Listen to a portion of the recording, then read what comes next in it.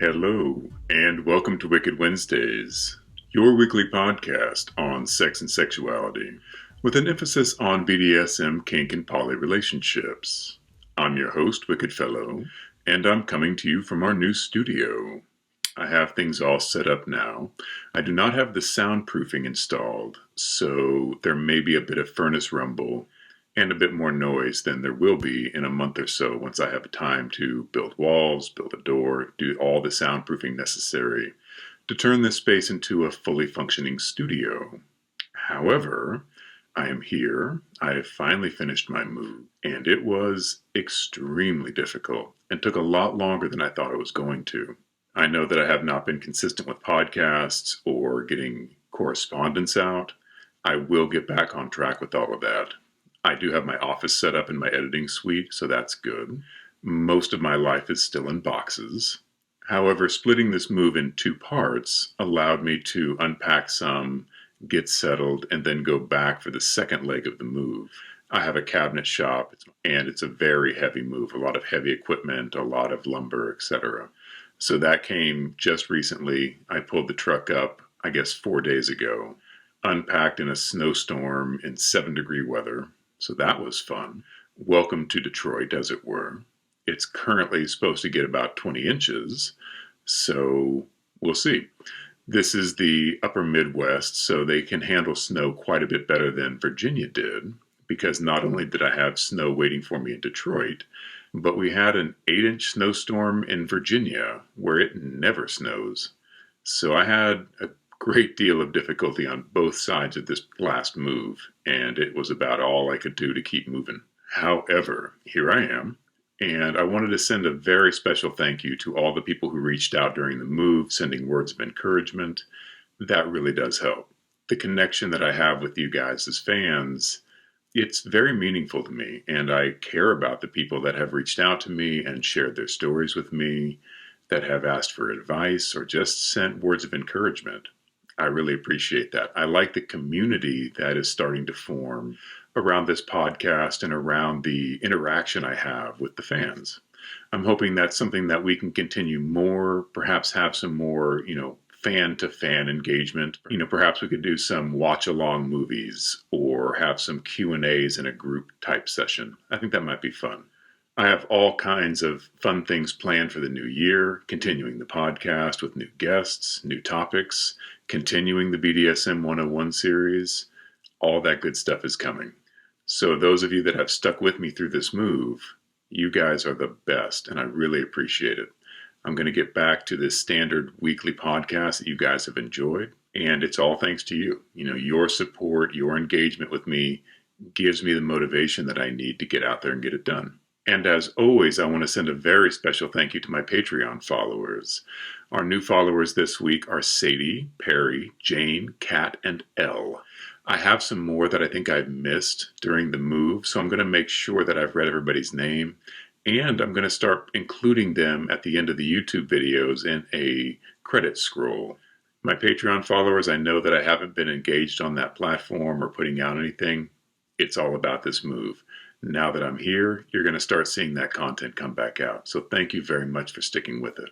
If you would like to become a Patreon subscriber, head over to our website, www.wickedfellow.com. The link to our Patreon is there, as well as all of our other links. The podcast is hosted there. Our YouTube channel can be found there. Our adult sites can be found there, of course. And it's the one place you can find all of our contact information, anything you need to know about the studio. So yeah, I am now officially a resident here, and I'm looking forward to all the new opportunities that this new location, the new city is going to give to the studio, to the podcast, and just my life in general. I think things will be good for me here. The last 2 years have been a bit rocky in places. The porn site shutting down, that was a big blow. However, some interpersonal stuff that I've had to go through, like we all do. And this is kind of a fresh start for me. And I'm looking forward to this chapter. I'm looking forward to new content creation, new endeavors, really branching out and diversifying the studio, bringing in some new talent, for example. All that's coming in the new year. I am dealing with some minor health issues at the moment. I need to have a surgery to have a hernia repaired. And I wanted to wait until after the move to do that because it's going to lay me up for a few months. I won't be able to do any heavy lifting, for example, like a move.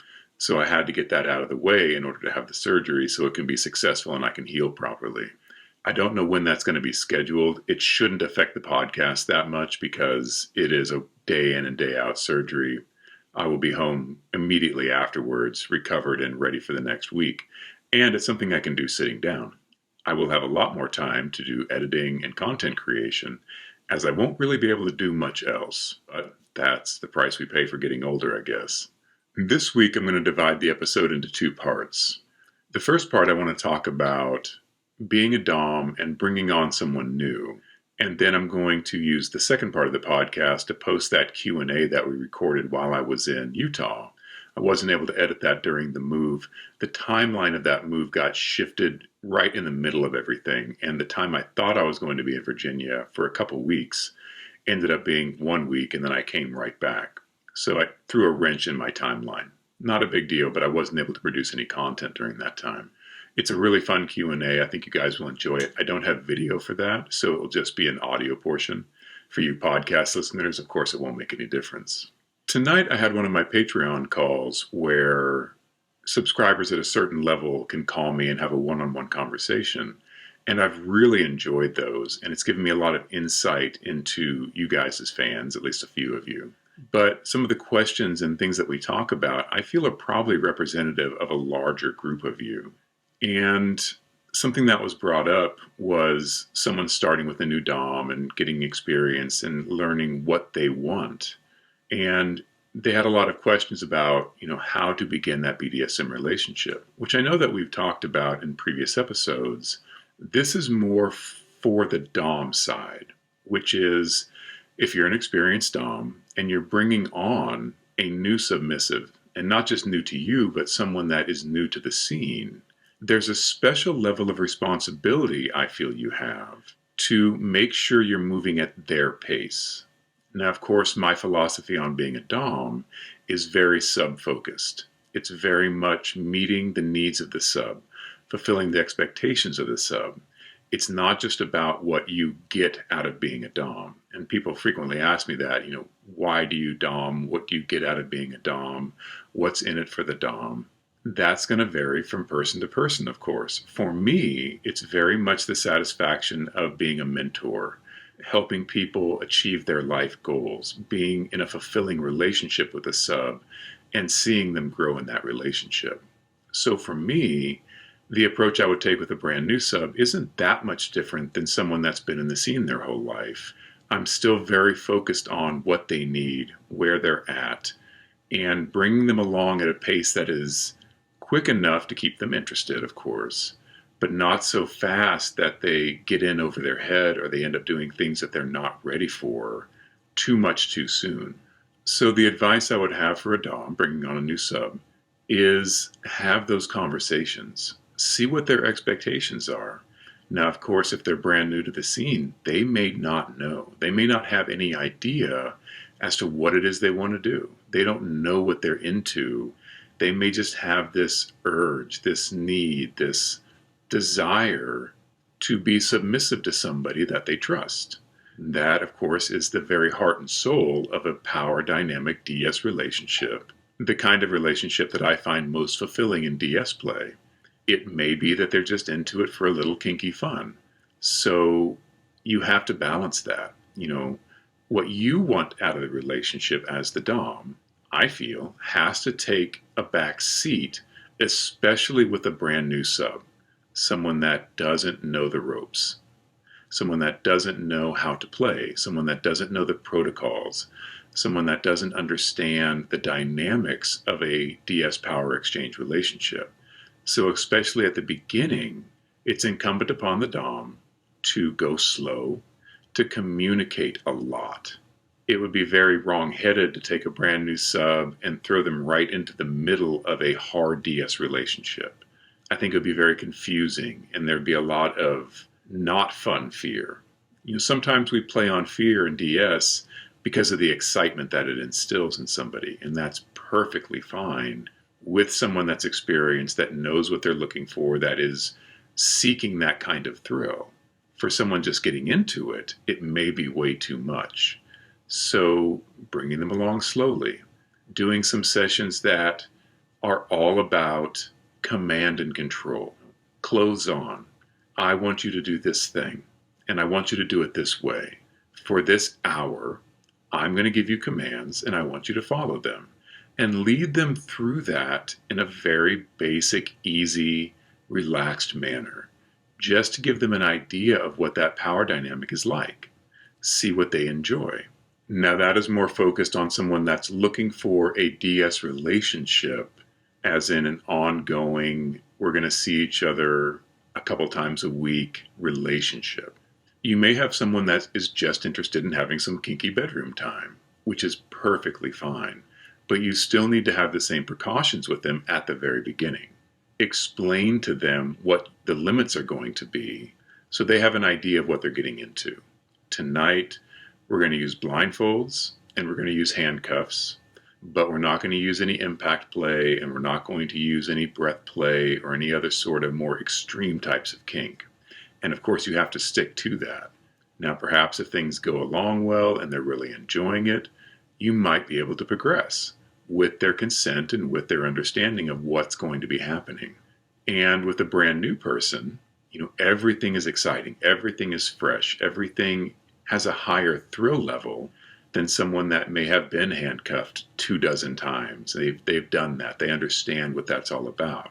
The first time you're placed in restraints, there's a lot more sensation. There's a lot more going on for them. Just being blindfolded, perhaps. Maybe they've never done that before. And just having the blindfold on is a completely new experience. It's kind of scary. They can't always tell what's going on. You get my drift on that. So at the beginning, go slow. Take it easy with them. Be very attuned to how they're experiencing things. Does it seem like they're enjoying it? If not, back off, find out what's going on. For the first-time player, even the lightest bit of restraint, even the lightest bit of blindfolding, or even strong commands can quickly become overwhelming. So in that first few sessions especially, there's nothing wrong with going slow and making sure that they're comfortable. On the sub side, getting into it, if you don't know what you want, if you don't know if you're into rope play or you're into impact play or all those things, give your dom some understanding of where your boundaries are right now. They don't have to be boundaries for the rest of your relationship. Let them know how far you want to go and what you're not willing to do. So, for example, if you don't want to have sex, make that clear. Say, I don't want to have sex yet. I want to do some tying and I want to do some blindfold and I want to do some command play, but I'm not ready to involve sex.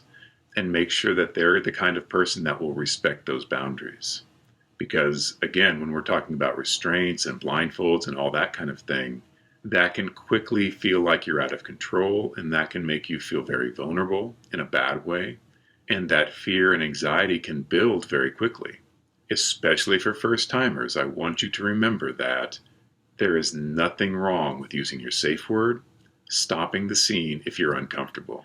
It's so much better to stop a scene, reassess, stop the whole thing if you have to, then go too far and have deep regrets and bad feelings the next day. And that's not good for you. It's not good for the dom in the situation.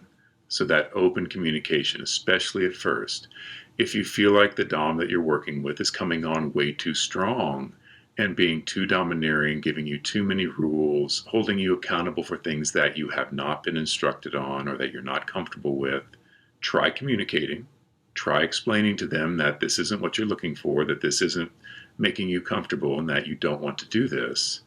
Try that communication. They just may not quite get you yet. But if communication doesn't work, it's time to leave that. It's time to leave that situation. That's not the right dom for you. There's always other doms. There's someone that you will find to work with you where you're at. I'm always a little cautious with new people coming into the scene because they may not see the warning signs of a bad relationship. They may not see the warning signs of someone who isn't looking out for them, who isn't interested in making sure they're safe, who isn't interested in making sure that they have full consent and understand what that consent means. So I'm always giving a lot more caution to the new players, the people that haven't done this before, to make sure that they are safe. We've talked about having a safety call, and that is something that I really think no matter where you are in the scene, no matter how long you've been playing, especially when you're playing with a new partner, letting somebody know where you are, letting them know when they should be expecting to hear from you. And that can be, your date starts at 7, you agree to check in at 10 or 11. Just give them a call and say, everything's fine, I'm doing okay, I'm having a good time. And they know that if they don't hear from you, they should try to reach out to you, because this is the modern era and we meet people that we've never had any connection with before. We go on a date, we go back to their place, and if something bad happens, nobody knows where you are. Nobody knows to send help. And that could be dangerous. Now, that's not just a kink thing, that's a general dating thing. I think that safety call and making sure that a trusted friend knows where you're at and what you're doing is just a good idea when you're starting a relationship with somebody. 3 months in, once you're comfortable and you feel like you can trust this person and they've shown you that they are trustworthy, yeah, you probably don't need to be calling your friend Jane every night to let her know you're okay. But in the beginning, I think it's crucial. I think that it should be a hard and fast rule. Those first few dates, a safety call, letting them know where you're at, making sure that somebody is watching out for you. I've said many times, we all start somewhere. None of us come into this world knowing exactly how to play. And because there are so many different types of play, every dom-sub relationship is unique and different and special. What's good for one couple may absolutely not work for you. And what you've done with other people may not feel right with this new person. So do not hesitate to communicate. Do not hesitate to remove yourself from a situation that doesn't feel right. There's no hurry. Again, I want this to be fun for everybody. I want this to be safe for everybody. And playing BDSM and kink and this whole DS lifestyle can be so fun and so fulfilling and hugely enjoyable and rich. You just have to be careful, just like you would in any relationship. I know that a lot of my fans are also fans of murder podcasts and true crime podcasts, and the same advice is there. Stay sexy and don't get murdered. And I'd really hate to lose some of you to a bad experience. Always put your safety paramount. Make sure that you're taking the proper precautions. If possible, research the person that you're dealing with. If you're plugged into the local scene, ask around. Make sure that they don't already have a bad reputation. And I know that some people, they tend to play on their own. I tend to play on my own. If you spoke to the people in my last city and asked about me, I don't think anybody would really know who I was. So that doesn't always work. However, if possible, get those references. Talk to people they've played with before. Ask around. See if they have a good reputation or a bad reputation. This is 2022, and the same precautions you would take in online dating, that first meeting probably should be in a public place, not on a hike out in the woods. That just seems like a good idea to me. So that first DS encounter, maybe that should be in a more public setting than at their place if you've never been there before and this is the first time you're meeting them. Those same safety precautions I would give to anybody dating in the modern era, I feel like are true of kink and DS play especially, because of the fact that we use restraints and we use impact play and we do things that are a little more extreme than your average vanilla date. Of course, things can go bad on a vanilla date. Things can go bad on a kinky date. Most of the time, things are fine. And the worst outcome is you just don't have chemistry.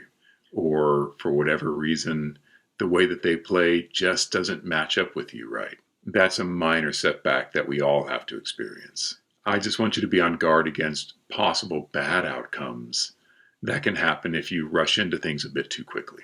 So, DOMs, be very careful with those new players. New players, do not hesitate to ask questions and state your concerns and express your limits. And don't feel like because you're the inexperienced one, you don't have the right or the knowledge of the experience to stop everything if you don't feel right. You have that permission. Always put your safety first. Your mental safety, your physical safety, all that. Okay, I'm going to transition now and move into that Q&A session that we recorded when I was in Utah. I think you guys will enjoy it. You get to hear a little interaction between myself and my partners, and it's a very light and easy conversation. Hello, and welcome to a very special edition of Wicked Wednesdays. We are on vacation in Utah, and we're having an amazing time. I have the whole little Poly family here. We have Katja and Penny. We're off camera. Say hi, girls. Hi! We have a moose. We have skis. We have a fire. We have a lot of snow. We're having a great time. It is New Year's Eve, and we were watching What's the Safe Word, which is a kind of a new favorite show of ours. And they had an episode where it was Ask a Dom Anything. And the lovely ladies here said it would be very much fun if we could do a home version of that game where they got to ask me any question that they wanted, and I had to answer it. Now, I'll point out that as a Dom, I don't know, I don't like being told what to do, but I have decided, even though they're using reverse psychology on me, that I will answer these questions. So, our first question from Katja is, What was your first kink experience? what was my first, this is a kink experience? Kink or what was my experience. first doing something kinky even though I didn't know what kink was? Because those are very different. Okay, both. You both. choose one. Okay, what was your first kink experience where you didn't know what kink was? I wrote a story about this, and I think I haven't recorded it for my Patreon, but I'm going to. When I was younger, I think I was 16-ish. This is high school age. I was dating somebody, and we were together, and we were being intimate in a house. It was her house. But we had a bunch of friends over, and so there were a lot of people at that house. And so we're doing our thing, and we're in the upstairs bedroom, and we're making a lot of noise. And in a purely practical sense, I put my hand over her mouth. Be quiet. And it wasn't very forceful, and it wasn't, very dominant or domineering. I didn't know what those words meant. It was literally practical. And that ended up turning her on a great deal. And the next day she told me, she's like, I really liked that. And I didn't know what she was talking about. She explained that she really liked it when I covered her mouth, that really turned her on. And again, at this point in my life, I did not know what kink was. I didn't know what alternative sexual practices were. It was literally a practical, you're being too loud, I'm going to make you quiet thing. But it happened to be something that she enjoyed. She also had no idea what kink was. This is the early 90s. Kink was not as much in the forefront of public consciousness as perhaps it is now. So that little bit of kink play, that little bit of power exchange, that little bit of I'm making you do something or I'm taking control over you, that turned her on. It didn't necessarily turn me on in the moment. Like I didn't get a special thrill out of doing that with her, but I did like that she enjoyed it. So that became part of our play afterwards, even though, again, we didn't know we were being kinky. We didn't know we were doing things that were outside the norm of normal sexual practice. What was your first kink experience when you did know what kink was? You don't get two questions in a row. Next. Okay, so this is kind of like a several part question, but it's directly related. Like, this is not the goddamn SAT. Can I read it to you and then you can decide? Okay. No. So it's, what attracts you most to a sub in general? And then after you answer that, what first attracted you to Katja and what first attracted you? I date both kinky, submissive women and very strong-willed, independent peer-to-peer women. And so for me, I'm not attracted to somebody because they're submissive. Like, that doesn't do it. I know a lot of submissive people that I'm not attracted to. I know a lot of dominant women that I'm not attracted to. It is very much an individual thing. My attraction to the individual comes before I explore any sort of kink relationship with them. So for me, can I tell somebody is submissive when I first meet them? Usually, yes. However, a lot of submissive people that would be classified as submissive or would self-identify as submissive or who don't know they're submissive, but they are in the submissive archetype of people, can I tell that from a first conversation? Absolutely. It comes across to me very clearly. But they may not be kinky. They may not be into sexual role play. They may not be into power exchange. So they may be a submissive person, but they may not do any sort of dom submissive play.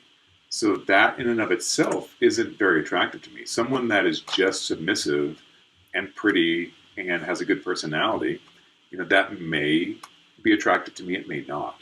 There are so many gradations of personality and interest and commonality between two people that have to click for me to want to form a relationship with somebody. The submissive aspect of their personality is one factor of 100. So, for example, if I'd met Katya and Katya and I got along and we had things in common that we enjoyed and we could have a conversation together and we enjoyed each other's company, but she was a super dominant peer-to-peer type A alpha person, that would be fine. It would not bother me. I would still have pursued a relationship with her.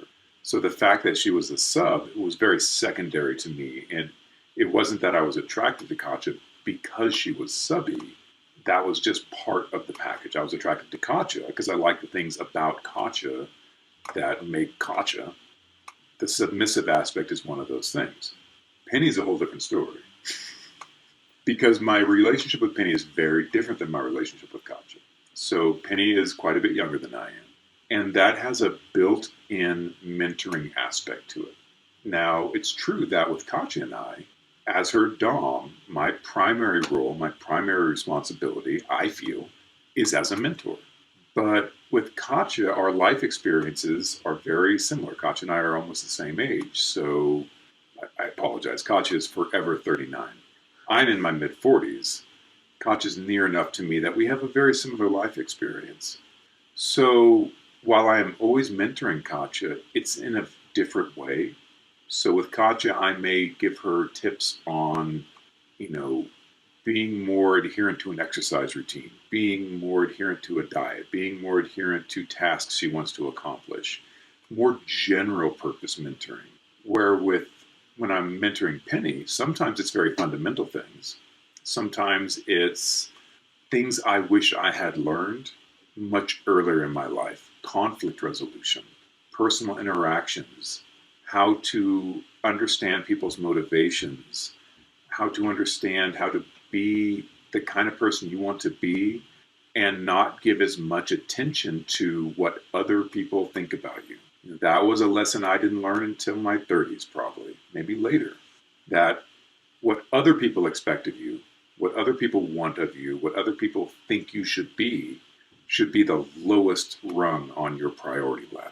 And I didn't learn that till much later in life. And I want to pass along lessons like that to Penny when she's younger, hopefully that she can take that as a stepping stone up to a richer, fuller, better life.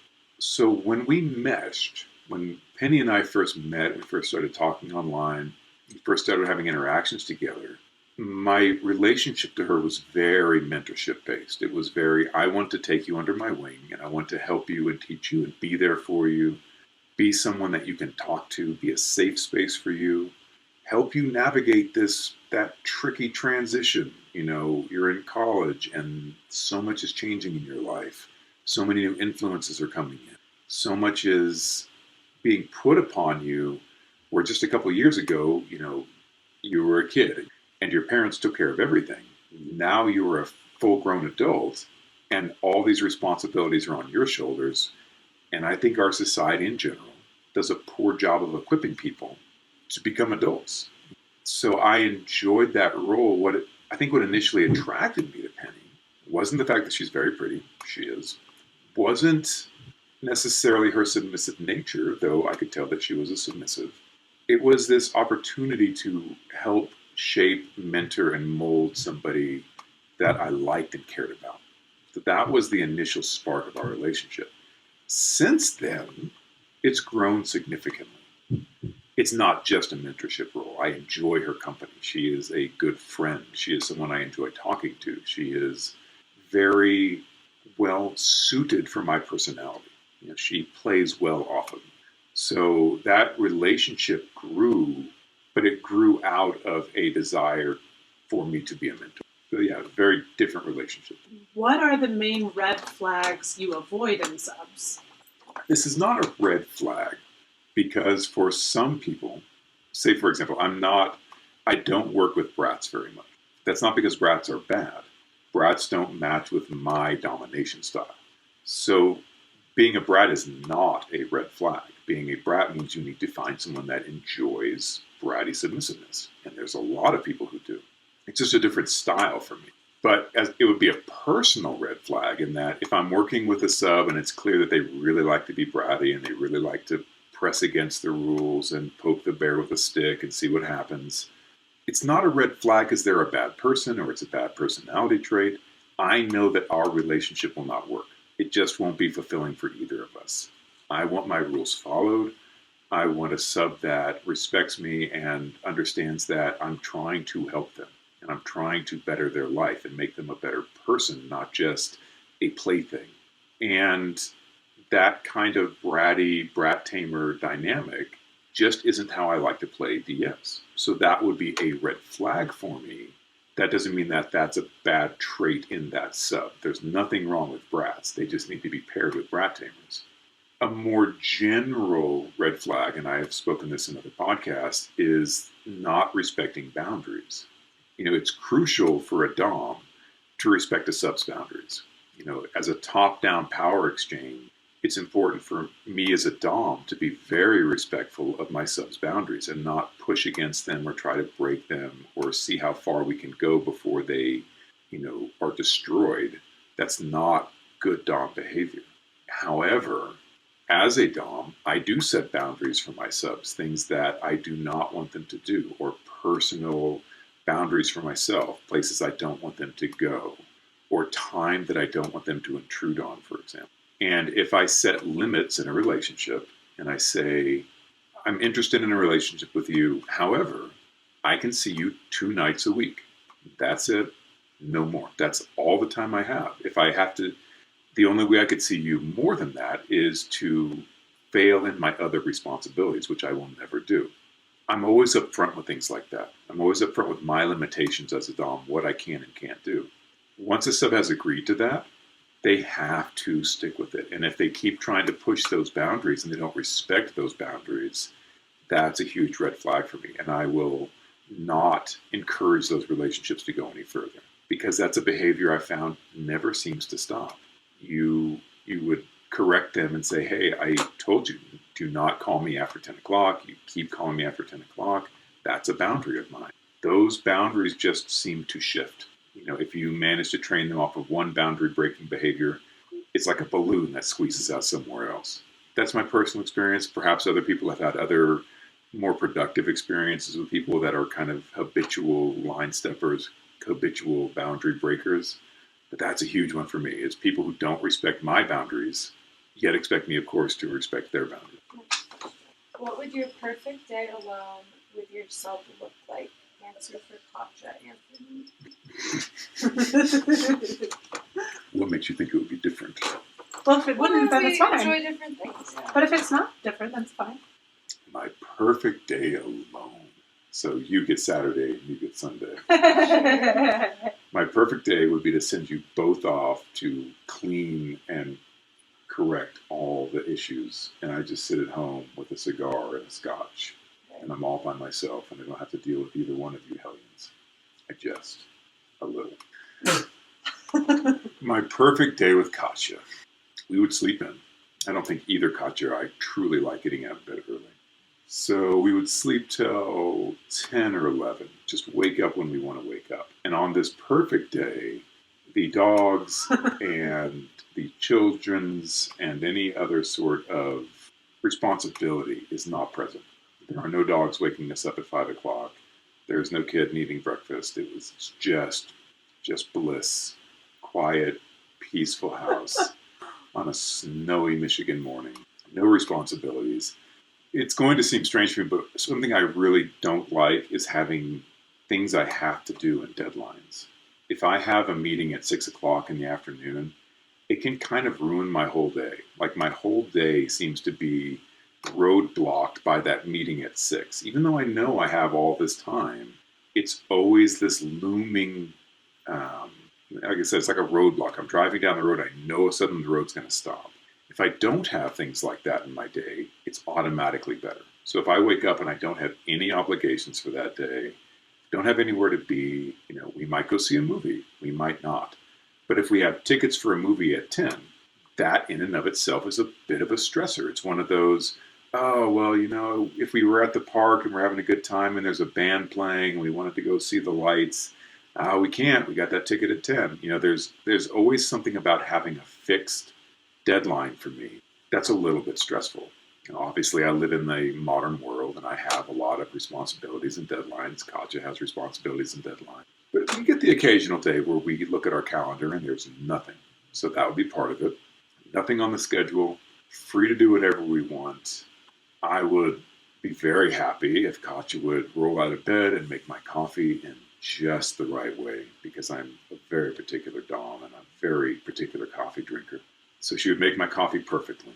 She would bring my coffee to me and we would relax.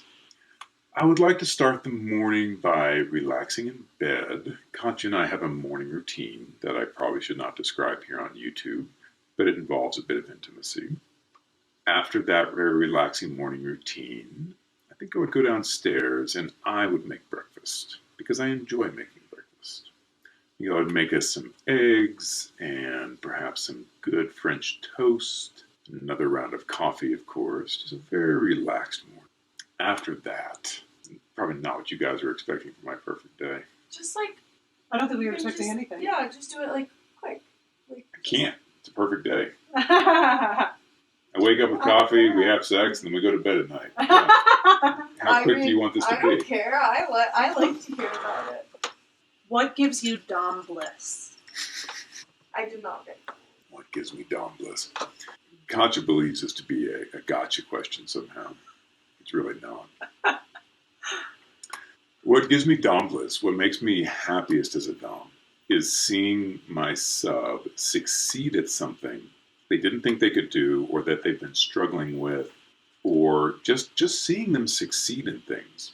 Because with my style of domination, it's a very mentorship style of domination. It's just like if I was a track coach and I was watching one of my athletes break a new record or win a race or succeed in something they've been trying to do. There's a vicarious feeling of pride there. There's I helped this person do that. I guided this person. They did it, but I helped them there. And there's a vicarious pride there.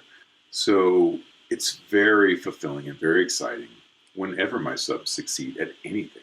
It doesn't matter if they succeed at work and they share that happiness with me. It doesn't matter if they succeed in life, whatever it is, whether it's a large scale success, they get a new job, they get a promotion, they succeed in getting honors at school, whatever that is, I feel great pride and success in that. Or if it's a small task that I've given them and they failed at many times, but eventually they master it, and just seeing that sense of accomplishment and elation in them, that's one of the best parts about being a dom. The way I do domination is I can come up with lots of these little tasks, which gives my subs lots of little opportunities in life to succeed in ways that they would normally not have that ability. It could be everything from this basket of laundry was folded perfectly, which in normal life would be a very ho-hum, who-cares situation. If you add some mistakes to it and you play it as a domination and submission game, that basket of perfectly folded laundry could be the biggest success of a month. And it could require a dinner and a reward and a present and a little celebration. And that's part of the fun of doing DS, is you can create and enhance life in ways that go above and beyond the daily mill routine. So it's very simple. For me, being a dom, the greatest bliss, the greatest joy I take out of it is watching my subs succeed, watching them get better, watching them advance, watching them take pride in themselves. I love that. What are your favorite acts of personal service? That I am doing or that I am that you're receiving. This is a trick question. Here's why. I don't care. It doesn't matter what the individual act is. It doesn't matter if it's taking my shoes off or bringing me perfect coffee or arranging my bookshelf for me so that I don't have to alphabetize it. The act itself doesn't matter. I don't have a personal favorite. My personal favorite act of service is the one that's done voluntarily with enthusiasm and devotion. So if I have to tell my sub, take my shoes off, while it is gratifying and fulfilling for them to do that immediately without question, for them to voluntarily do it without having to be reminded and clearly doing it as a sign of devotion and something that's clear that they enjoy. So there's the other key. I can force someone to do anything, but in order for someone to do an act of service for you and they do it voluntarily with enthusiasm, that's a whole nother level. So when I can see that not only are they taking my boots off, not only did I not have to remind them, but it's clear that they're enjoying this act of service and they're doing it because they want to serve, not because they want to avoid punishment, not because they know it's their job and they have to do it, but because they truly enjoy it. They want to give this act of service. That is my personal favorite. So it doesn't matter what it is. It can be the smallest thing in the world, bringing me a napkin. If it's done with enthusiasm, enjoyment, I love that. All the way up to huge acts of service. Again, if I have to drive a sub, if I have to remind them and force them to do something, the action gets done, but I take no fulfillment and joy out of it. But when it's clear that I'm not dragging them along, but I'm simply guiding them, that is what I find enjoyable. What do you think about when you come? So I'm going to say this question came from Katja. I don't know who wrote these questions. They're alternating. The reason I'm going to say this came from Katja is when Katja comes, she frequently uses fantasy to get her over the edge. And she likes to share those fantasies with me, which I enjoy. But I think she's falling prey to that classic human fallacy of assuming that everyone is like we are. And that everyone does that when they come. And I don't. For me, especially if I'm with somebody, I'm not thinking about anything besides what I'm actually doing. I'm not fantasizing of a different situation. So, yeah, it's not like I have a go-to hot memory that makes me have an orgasm or helps me have an orgasm. It has to be the immediate stimulation that I'm involved with. Otherwise, I will not have an orgasm. I guess I don't have the power of invention in my imagination to imagine something hot enough to help me orgasm. I know that when I was younger, before internet porn was a thing, I think I had a much richer fantasy life in my head, and I did use imagination to help to masturbate and to have orgasms. I don't know if I could do it. I have a difficult time orgasming anyway. I have some medical issues that make that difficult, but I don't know if I could imagine myself into an orgasm with masturbation. I don't think I could. I'd need some sort of stimulation. Maybe I'm addicted to the devil pornography. If only someone would do something about this horrible scourge. What does it feel like in a serious session when you have a sub's life in your hands? Ooh. Yeah, I think people don't take it seriously enough a lot of the times. In a lot of play, the stakes are very low. If someone is kneeling on your bed and you're spanking them, they are probably not in any sort of danger. That's safe to say. Now, people have aneurysms and strokes and sudden heart attacks and all kinds of things that happen normally. You could be having dinner with someone and that could happen. But often in kink play, we are placing each other in dangerous situations, sometimes without knowing just how dangerous they are. So bondage is one of those situations. Some bondage is very safe and very light and very unlikely to cause any injury.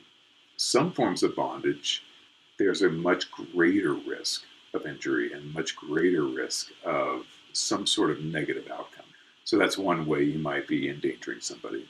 If you're using suspension bondage, especially, if you're bound and you're suspended and you fall, that could be very serious. So that's one thing that people need to take very seriously. And in my experience, riggers are very safety conscious. They're kind of the safety marshals of kink and BDSM. If you've ever done any suspension bondage with people, you tend to get kind of very safety conscious, heavily rules oriented. The bolts have to be 3/8 of an inch and done into a stud in this fashion with 2 safety supports. And I applaud that. That is very smart. But that tends to be the safety conscious side of BDSM because it is so very dangerous. when you're doing things like latex play, for example, especially like latex tables where someone's completely enveloped and then vacuum is applied and they're kind of vacuum sealed to that table, obviously they need to have an airway. But even with an airway, they can still asphyxiate. They can still not be able to get enough breathing space and airway and diaphragm motion to breathe. So that has to be monitored very carefully. So that's setting up the question, how do I feel if I'm doing a scene where I have someone's life in my hands? I certainly take it seriously, but the way that I play, it's a shame that you've asked this question and that I've promised to answer it, because I am pulling back the curtain on the great and wonderful laws a bit. Neither one of you have ever been in any danger. So there's the key. I want my subs to feel like they're in danger and feel like the stakes are very high and feel very threatened. But I don't have any interest in really placing them in dangerous situations. So I specialize in raising the stakes in ways that feel very real to the sub, but in actuality, they're in no danger whatsoever. I don't like to place subs in very dangerous situations because I play so frequently with so many different people, and I feel I can get the same amount of stimulation for the sub without actually endangering their life. The one aspect where I do come close to danger, I can't actually talk about here on YouTube, but we will have a Patreon-only special, or perhaps, no, it will have to be Patreon-only special. We're going to have a special podcast about that very taboo form of play, which is dangerous, but not as dangerous as people think it is. Sorry to beat around the bush, but YouTube is very sensitive on that subject. What are you going to do to us at midnight? I'm going to f*** you both. Yeah? Yeah.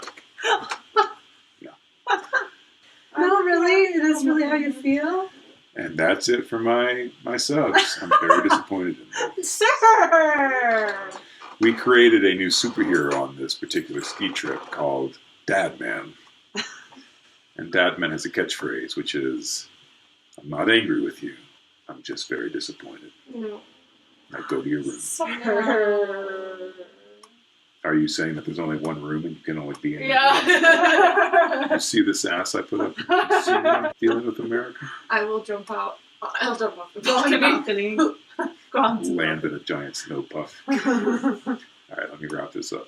So that will wrap up part 1 of our Q&A session with Katja and Penny. I hope you guys enjoyed this special podcast. It was a lot of fun to do. I hope there was some revealing and some new information. And it was a lot of fun on this end. There will be more podcasts of this type, because of course I have more personnel in the studio now. So look forward to more Katja. Look forward to the occasional Penny semi-interview drop-in. She's a very small, quiet little person. So I will see you guys next week. I'll be back from vacation. I do have to make the second leg of my move. So the bad news is I'm going to be moving and traveling again, so I might miss another podcast. I will try to do an informal one like this. Perhaps we'll have time to record another one of these little Q&As that I can drop the week after. Stay safe out there. Take very good care of each other. And I'll see you next week.